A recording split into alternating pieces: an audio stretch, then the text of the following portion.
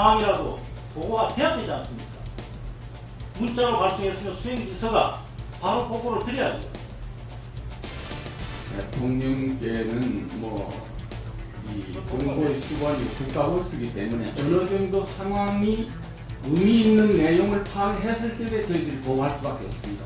그냥 이런 일이 있습니다, 저런 일이 있습니다 하고 수시로 보고를 드릴 수는 없습니다. 일본에서 이것보다 1000톤이나 많은 7,800톤 배가 넘어지는 데는 5시간 걸렸습니다. 해상 헬리콥터가 오는데 3시간 만에 와가지고도 저는 다 구했습니다. 이게 너무나 골든타임이 짧아버렸습니다. 알겠습니다. 네, 그리고 이게 이례적이라는 겁니다. 청와대에서 단 한 번이라도 지휘하거나 통제하려고 했던 그런 사실이 있습니까?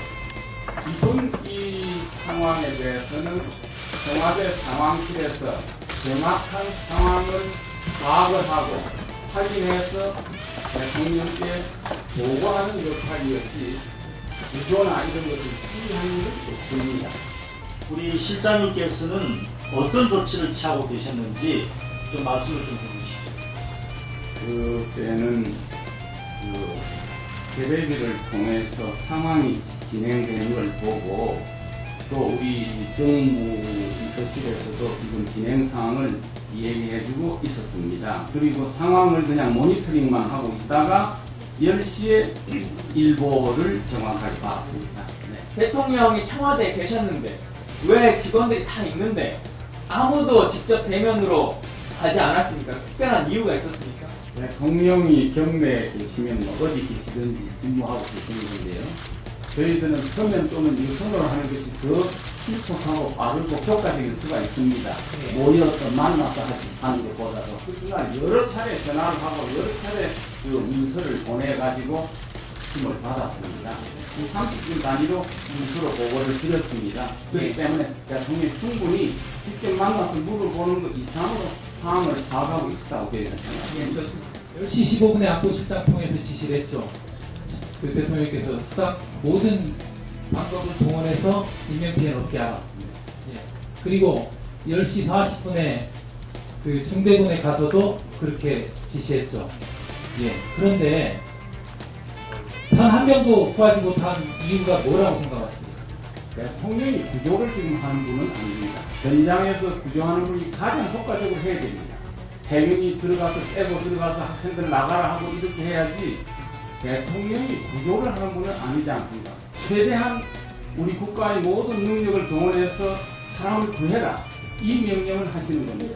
대통령께서 5시 중대본 가셨죠? 뭐라고 하셨습니까? 거기 가셔서.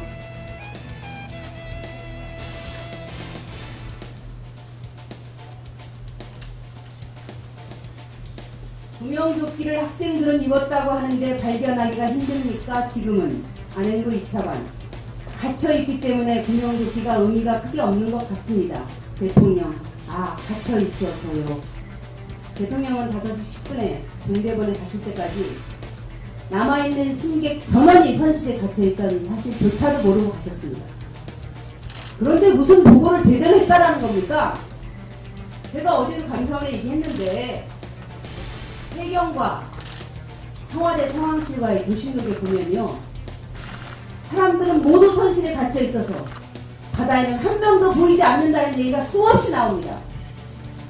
그런데 대통령한테 뭘 보고하셨길래 대통령 가셔가지고 이 말씀이요, 이번 세월호 전국에서 가장 국민을 쇼킹하게 한 얘기입니다. 대한민국 대통령은 300명이 넘는 사람들이 선실에 갇혀 있는데 그것도 모르고 있다.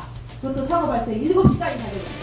어떻게 수백 명의 아이들이 물속에 있는데 대통령께서 단 한 번 회의를 소집하지 않을 수가 있습니까? 내 새끼라고 그렇게 하겠습니까?